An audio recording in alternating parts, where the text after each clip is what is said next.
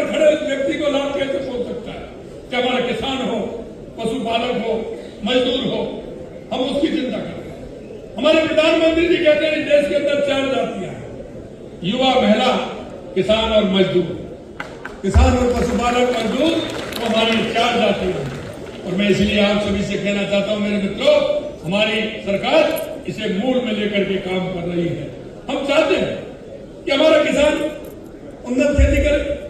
आप पशुपालक के साथ साथ किसान भी आप हैं, आप सभी के पास जमीन भी है, आप पशुपालक भी हैं, तो हमारे सभी भाइयों को अगर सरकार की सहभागिता होगी तो निश्चित रूप से उनका जीवन स्तर ऊपर उठेगा। हम किसान के लिए भी काम कर रहे हैं, पशुपालक के लिए भी काम कर रहे हैं और हमने ये भी कहा है कि उसको सारी सुविधाएं होनी चाहिए। एक बात जरूर मैं आपसे कहना चाहता हूं, अभी अभी हमारी सरकार ने निर्णय लिया है कि हमारे यहाँ सबसे ज्यादा राजस्थान के अंदर अगर दुग्ध उत्पादन होता है देश के अंदर तो वो राजस्थान में होता है। सबसे ज्यादा दुग्ध उत्पादन राजस्थान के अंदर होता है, लेकिन उसकी प्रोसेसिंग यूनिट हमारे पास कम है। पहले तो 30-35 हजार लाख ही होता था, अब उन्होंने उसको बढ़ाकर के 45 लाख कर दिया।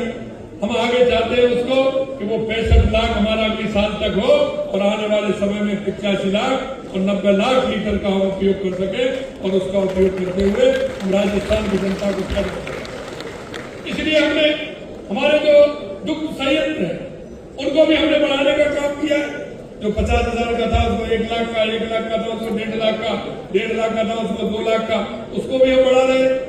और उसके साथ साथ हमारे जो केंद्र हैं दुग्ध संयंत्र के, उनके कलेक्शन के और 2000 केंद्र भी हमने पूरे राजस्थान में बढ़ाने का काम किया है, जिससे हमारे युवाओं को रोजगार मिल सके। लगातार हमारी सरकार उसके लिए काम कर रही है। हमने कहा किसान के लिए, पशुपालक के लिए पानी की आवश्यकता है। पूरे राजस्थान में हमने पानी की व्यवस्था की और अभी आपने देखा है कि 20 मई से 5 जून तक हमारा वंदे गंगा जल संरक्षण अभियान चल रहा है। आप सभी से मैं कहना चाहता हूं, आपके गांव में, आपके क्षेत्र में कोई नदी, नाला, पोखर, तालाब, एनीकट कोई भी हो, उसको सुधारने का काम करें आने वाले समय में, जिससे कि बारिश का पानी हम उसमें संचय कर सके, वो हमारी जमीन के लिए और हमारे पशुपालकों के लिए काम आ सके। इस अभियान में आप भाग लेंगे, ऐसा मेरा आप सभी से निवेदन है। आज हम अभियान को देख रहे हैं, 2.5 करोड़ से अधिक आम नागरिकों की उनमें सहभागिता हुई है। 42,000 से अधिक जल स्रोतों और लगभग 74,000 कार्यालय और अस्पतालों में साफ सफाई की गई है।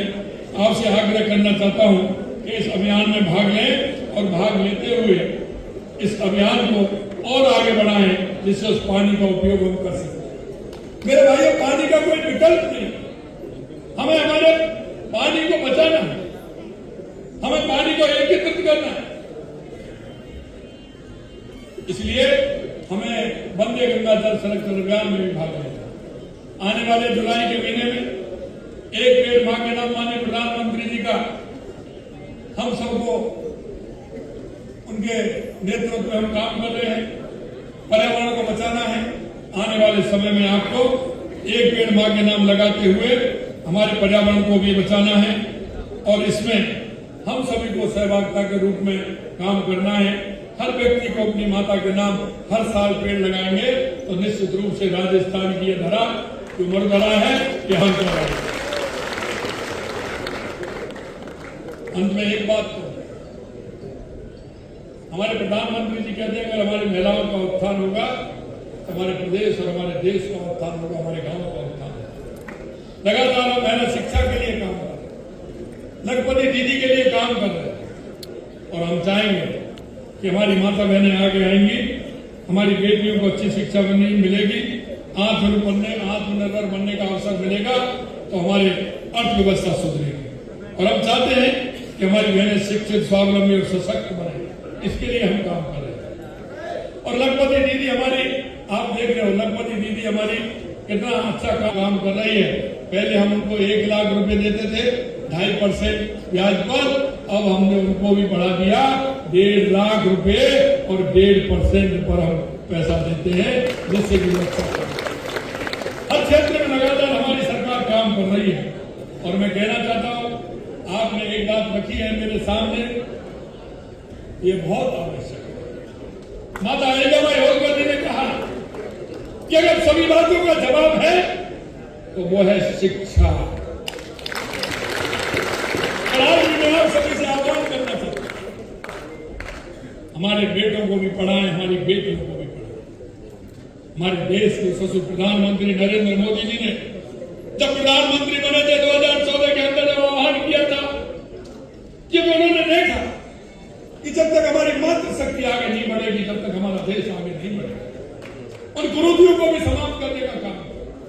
और आपने देखा होगा उन्होंने पहला नारा उनका था, क्योंकि लिंगानुपात में हमारी बेटियों की कमी थी, इसलिए उन्होंने बेटी बचाओ बेटी पढ़ाओ का नारा सबसे पहले। मेरा चिकित्सा फ्री, अगर लखपति दीदी है तो उनके लिए 1 लाख रुपए तक का लोन 1.5%, पहले 2.5% पर था, अब 1.5 लाख तक का लोन 1.5% पे आपको मिल रहा है। अगर हम काम करेंगे तो निश्चित रूप से हमारी माता बहनें सशक्त होंगी।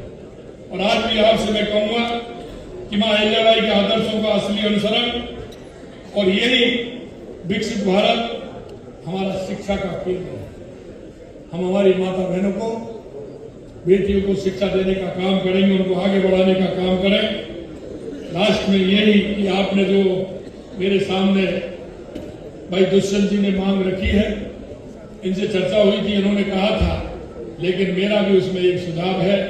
उसके लिए हम आपको जो आपने कहा है, निश्चित रूप से हम आपको राजस्थान की राजधानी जयपुर में आपने मांगी है, हम आपको हॉस्टल के लिए जमीन देंगे। लेकिन मैं इसके साथ साथ एक बात और मैं कहना चाहता हूं कि उसमें दोनों ही होंगे, छात्राओं का भी होगा, छात्रों का भी होगा। ये सवाल हमारा बहुत सवाल। अभी मैं दूर चले जाते हैं, उनकी शिक्षा नहीं हो पाती, उनको कहां लेकर के जाए। उन्होंने कहा कि यहाँ हॉस्टल खोलना है, तो हमने वहां भी हॉस्टल खोला, आवासीय विद्यालय में खोलने का काम किया। फिर हमारे सामने एक समस्या, उन्होंने कहा कि सब गांव में भी ऐसे हैं कि जो इधर से उधर राजस्थान के अंदर आज इस गांव में उस गांव में घुमंतु परिवार है वो रहते हैं। उसके लिए भी हमने इस बजट में हर विधानसभा के अंदर एक चल विद्यालय खोलने का काम किया है, जिससे उनको उस राज्य में पढ़ाते हुए उसको एक स्थान पर एडमिशन होगा और उनको ठीक प्रकार से उसमें पढ़ा सकेंगे, जिससे छोटे बालक हमारी शिक्षा से बालक नहीं भटक सकेंगे। उसके लिए भी हमने काम किया है। हम चाहते हैं कि हमारे पशुपालक हमारे मजबूत हो, आर्थिक दृष्टि से मजबूत होंगे तो निश्चित रूप से हमारा प्रदेश, हमारा देश मजबूत होगा। आपकी कई समस्याएं इस तरह की हैं, उनका भी हमने समाधान लगातार हम कर रहे हैं। मैं आपसे यही कहना चाहता हूं मेरे भाई और बहनों कि आप सभी इस राष्ट्र के निर्माण में अपनी पूरी सहभागिता दें। आज से नहीं, पहले से ही राष्ट्र की अर्थव्यवस्था को पशुपालन के माध्यम से सुधारने का काम कर रहे हैं। आगे भी आप इसी तरह से करते रहेंगे। आपकी समस्या जो आपने हमें बताई है, निश्चित रूप से हमारी सरकार उनको पूरा करेगी। आपकी एक जो मांग थी उसको भी मैंने कह दिया। आप सभी लोग इतनी बड़ी संख्या में आए हैं, आप सभी को बहुत बहुत धन्यवाद, बहुत बहुत धन्यवाद। जय हिंद, जय भारत, जय राजस्थान।